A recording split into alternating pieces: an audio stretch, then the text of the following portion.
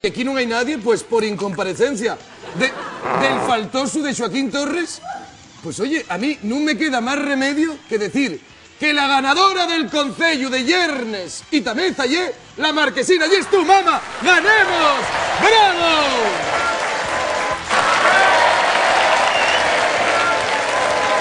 Como marcharon con los bailarines, bailotelo yo. Bueno. Por cierto, ahora, por curiosidad, ahora que ya es la flamante ganadora de Al Pie de la Viella de esta noche, ¿qué vas a hacer tú con el Concello de Yernes y Tameza? Mama, venga, dímelo.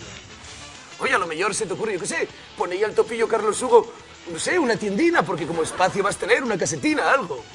Les muñeques de famosas se dirigen a Cantás para ver al responsable y registrar la propiedad.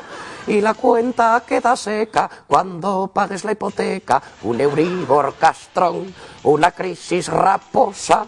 A la puñetera calle, les muñeques de famosa. Y digo yo, un momentín. Pero, un momentín. Un momentín. Si en Tobía no tuviste suficiente, recordáis que